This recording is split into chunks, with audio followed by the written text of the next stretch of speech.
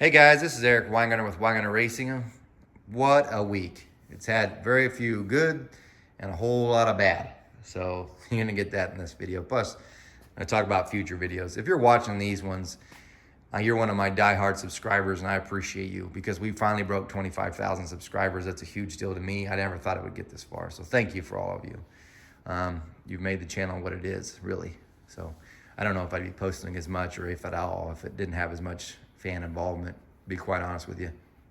We'll start with some of the lows and maybe we'll end with some of the highs. So as you know, my Facebook account got hacked. So if you haven't watched that previous video, might as well listen to this. My Facebook's screwed, both the business and personal. So if you're getting anything from either of the Facebook pages, it's junk. It's not me. So even if it says it's from me, it's not me. I've never been a big fan of Facebook. It was cool when it started, but I've never been a huge fan of it just because it breeds crap. And so I've tried to get people not to message me on Facebook, but it inevitably happens because it seems like it's easier to find.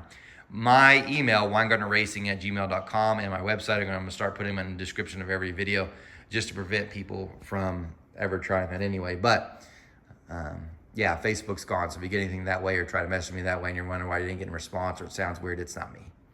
The good news is I didn't lose my Instagram. I have Instagram set up in a different way. It's got two-step identification.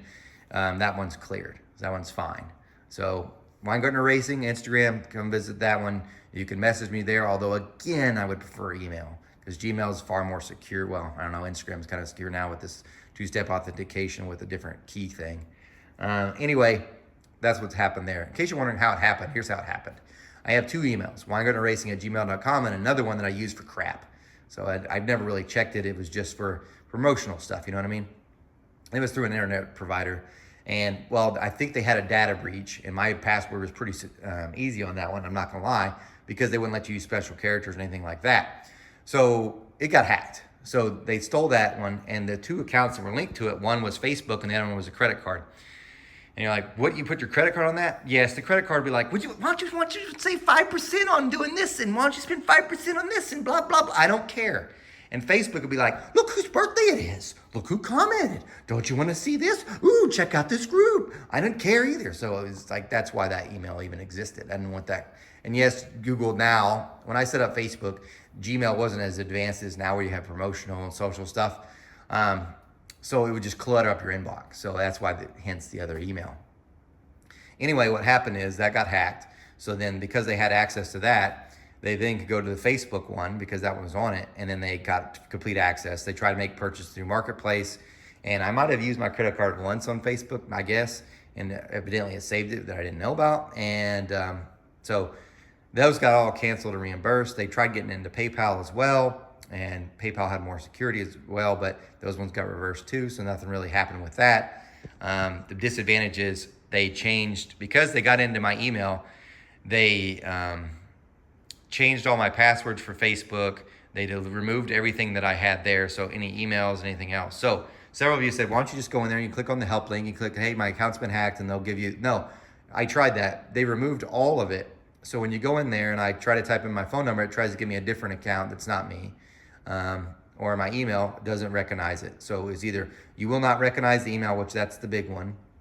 And if it does, it's because my wife, I think she was trying to help and she tried to set up another account, but that screwed things up further.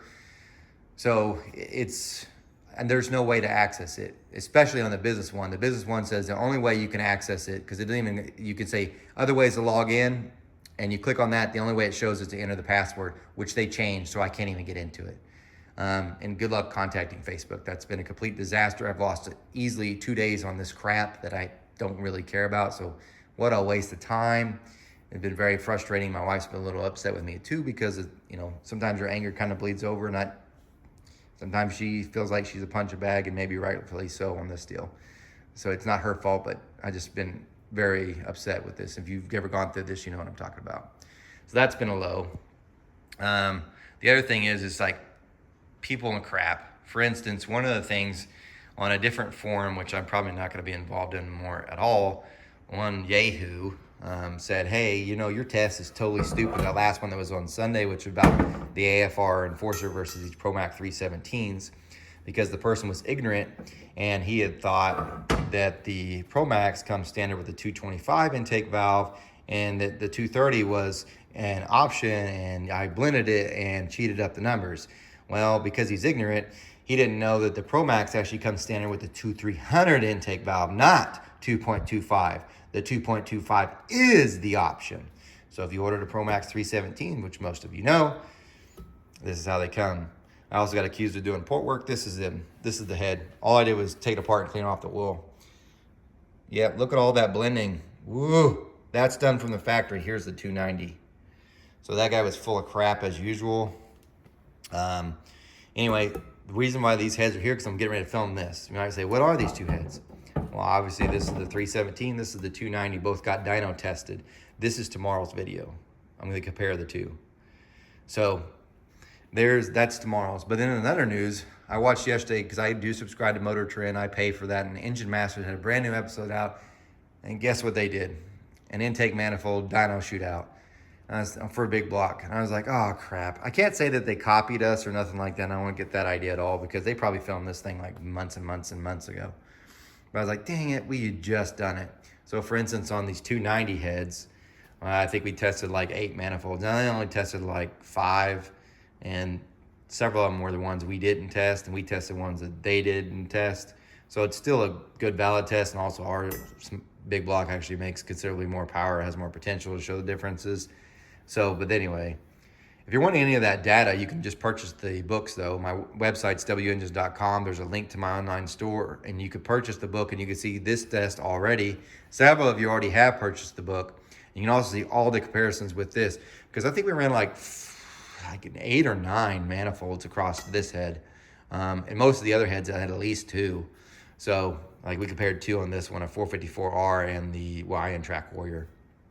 So, but anyway, had to deal with that, which that's minor stuff in all reality, but nothing like being accused of being a liar, even though you gain nothing from this. Which also brings up another funny story. So I got a call from Pro Max, and I'm like, hey man, I just got griped out by a guy because you said you got these heads for free. And I guess what had happened is someone had asked Pro Max to donate some heads to them. And they were like, hey, we don't make a lot of money on this, so we just can't afford to do that. And then they saw my video where I had 2 sets of heads, and they're like, you son of a bitch, you gave him 2 sets of heads, which I should point out as a human nature thing. There's a really thing we should work on. Be happy when someone else succeeds or gets something. Don't be mad that you didn't get it. And I try to teach that to my son too. You should, and it's a life goal and really in general. If someone does well, be happy that they did well. Don't be mad that you didn't get it and they did. But in fairness, I told them in the video, I got these heads for free, which I did, but he did give me return labels to send them back. So they're free-ish, but they're not mine. I got to use them for this, but I didn't do any other testing I want. He really won't care, but they're still not mine. I can't just like, I'm gonna put them on my truck unless he gave me permission or whatever, but they're not anyway. So that was that too. But in the good points, my son had a swim meet, and Saturday he sucked balls. I shouldn't say he sucked balls. He just didn't pick up as much time as I thought he would. This is last Saturday. And I almost sent him the Shaq video where Shaq talks about how he's playing for the LA Lakers, and his dad would call the security guard and tell him, hey man, give me Shaq. And he would get on the phone with Shaq and tell him, step up, motherfucker. I can't believe I'm watching this. Sorry about the language. But anyway, I almost sent him that because he just wasn't good. But then on Sunday, he turned around. The kid's getting fast. He's leaning out. You know, he does 5 hours of swimming each day. He has swim practice from 6 o'clock to 8:30 in the morning. And then he comes back at 4:15 to 6:45 in the evening every day, 6 days a week. So it's like, oh my God, the only reason why it wouldn't be 6 days a week is he competes on the weekends. So it's an insane amount of swimming. Now he started lifeguarding as well. So right now he's actually at lifeguard stuff. So he would get done with swim in the morning, lifeguard, and then go to swim again. So his entire day is out. The other good news, now this is cool. If you're a dad, you understand why I talk about my son. He's taking his driving test on Tuesday. So I'm hoping to God he passes. Although, goodness gracious, if you have to pay for insurance on a 16-year-old boy. goodness, it's outrageous. And you're like, why shouldn't he pay for it? He probably will. I told him I'd do at least half till he kind of gets more established and stuff. And then when swim season starts, I'll probably just take it over because he won't have time. So most will be like, do a job. And he didn't have time for a job with that. And in the end, I'm hoping it saves money on college. So because of the swimming. So there's that. Let's go to this real quick. This video took off way better than I thought. That's that double hump. Several of you have said, man, I'll donate to that because in October, we are going to do a dyno test. The question is right now is how many days we want to have because the amount of days will be the amount of heads we could test. So many of you have been like, you know what, that's I think these are 462s. I can't even remember, and I just did the video. I could donate some 461Xs, which, by the way, they're unicorns. I haven't ever seen them. Same with the 492 angle plug, never seen it. 292 turbo, never seen it. And several people are like, oh, I'll do it. By the way, the head I was talking about, I got it from Keith. The number is 487X. It's an open chamber. It's supposed to be the best. I think what I'm going to do is I'm going to clean up a whole bunch of heads and flow them and do them. I don't think it's really that hard to rebuild these heads either. I'm going to borrow a reamer. Not this one. This one's already been redone. But on several of the other ones that come in, I'm going to borrow a reamer. Ream out the inside, put new guides in, new valve job, and be done. Maybe serve for some pretty, to me, easy because I have the machines. If you paid a machine shop, it'd be outrageous. Which brings up another point. Several people have been like, oh, you small block Chevys are turds. I'm going to tell you this little story because you can understand this. Most of it's from LS guys, okay? Everything I said was true. When I said I saw a set of stock heads that had only been cut out to a 205 intake valve with a bull hog on a flat top piston, flat tappet camshaft on the wheel, make 420 horsepower. You ignored the entire thing and said, there's no LS, no small block Chevy stock head. You can outflow any LS head. All LS heads are better. Which from someone that has the flow bench, I could tell you, let's find it real quick. It's back here, probably dirty. No, I'm looking for it, not that one. Oh, those don't flow as much as that. So yeah, someone who has a bench and who has knowledge, no, they don't. There are LS heads that flow worse than that. And here's a story to tell you why, and might help you out. I don't really talk too much about this, but last year, Chief invited me down to go, Big Chief, invited me down to go down to his shop because I was going to maybe port an intake manifold that might go on the vet because he was going to put the engine that's out and the caddy jack. It was going to go into the vet. Obviously it didn't, so he kept running the tunnel ram, so I never got to do anything with him. And he talked to me for hours. Truly is one of the nicer people I've ever met that's a true celebrity. And I will say, an honest guy. Now, most of the stuff we talked about, I would never share with a soul just because I don't want to be that dick. Like, oh, I talked to this guy and he's a celebrity and let me tell you all about it. But I'll tell you this one because he said it before and I don't mind saying it because it plays a part to this. I said, hey, Chief, man, why you got a Pontiac engine in your Crow, man? You know how hard that is? And he goes, and he said it, and it's the truth. And he goes, you know why I put a Pontiac engine in it? Because when I was younger, and we're both about the same age, when I was younger, everybody was like, small block Chevys rule the world. And we did. And we were dicks like that. We were doing like the same as you LS guys. We were the same. We were like, small block Chevys kick anybody's ass. They could beat the big block Chevys. They could beat any Pontiac, anything. And it was exactly what the LS guys are today. We were those guys. It's the truth. So he's like, well, I'm tired of you guys. I'd prefer to have anything. So he did the Pontiac. I say this because we truly were. Because I was one of those dumb guys too. I was like, small block Chevy's the best ever. It's so much lighter. You can take big block CS. And big block Chevys, now that I've owned them, no, it's not even close. That's what you LS guys don't understand either. No, it still wins. But so I say that because you LS guys are in the same position. And we were in the same position. You want to know why? Here's the simple reason why. It has nothing to do with this one makes more power than the other one. Nope. It's because you own it. When you own, like in our case, we own small block Chevys. We'd already invested our time and effort and money into it. So obviously you're going to defend what you spent time in against something else because you've invested yourself in it. You're not going to be like, look, I just spent years researching this and all this time and money and effort working to pay for this.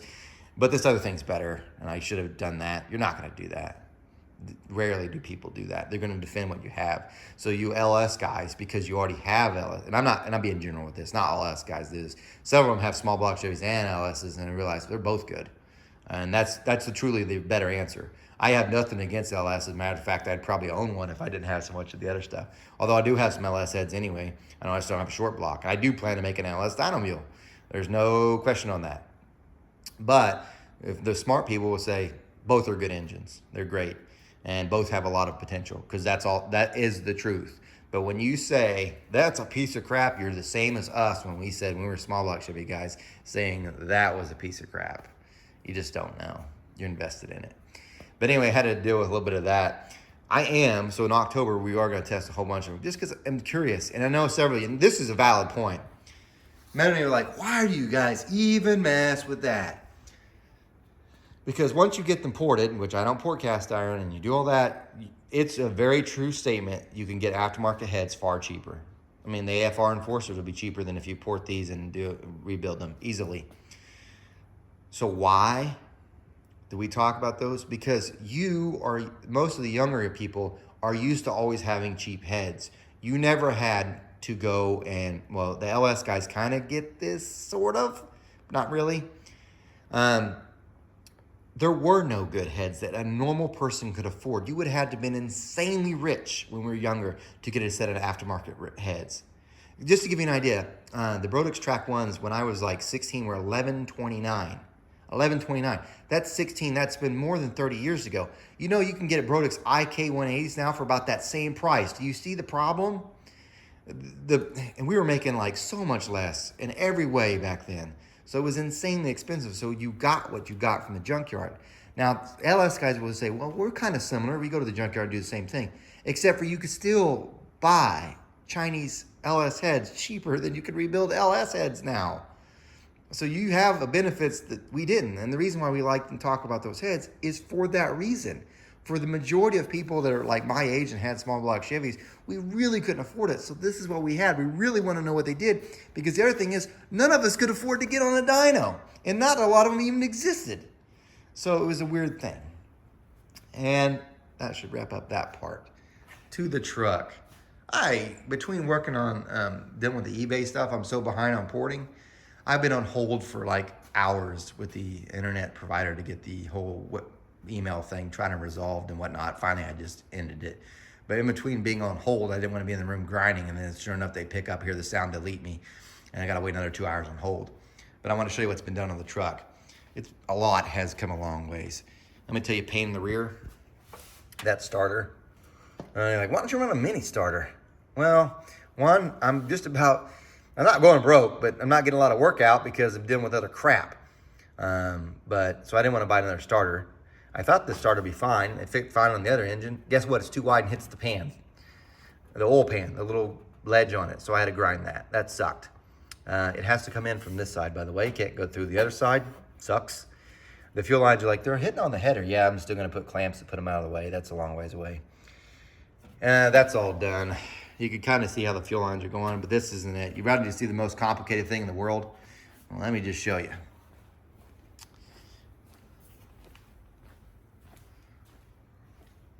The fuel system. And you're like, there are lines everywhere.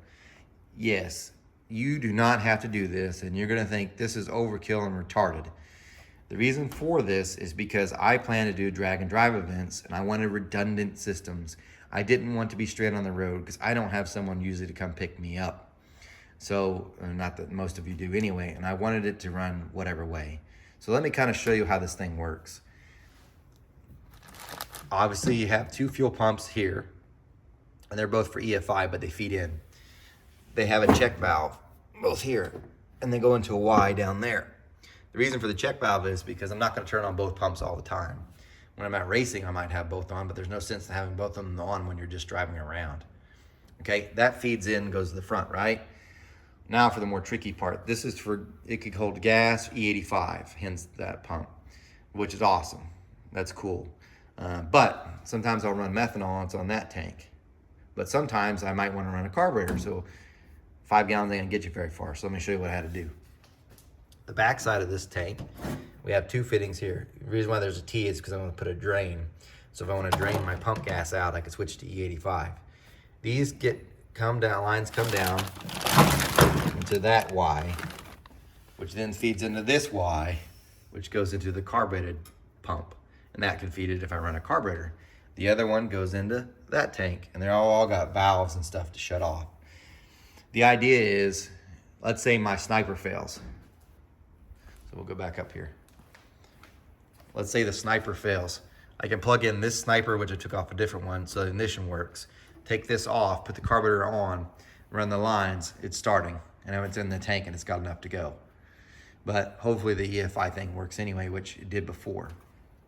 But anyway, that's kind of in between work, doing all that. I've been dealing with this while I've been on hold, because I don't want to just be standing around my thumb up my butt. Can't really be doing a lot of grinding. As far as what's this Ford head, hopefully I'll get to do another video on this one. This guy sent it in. I can't wait for this, in case you're wondering. It's kind of new and we'll get to see that. Anyway, tomorrow's video, those a little bit longer of a video today. Hope you got something out of it. Enjoyed me rambling. Remember, guys, don't get on my Facebook page. It's not me. Follow me on Instagram, Weingartnerracing. Thanks for all my subscribers. Remember, I'm no Superman. You guys take care.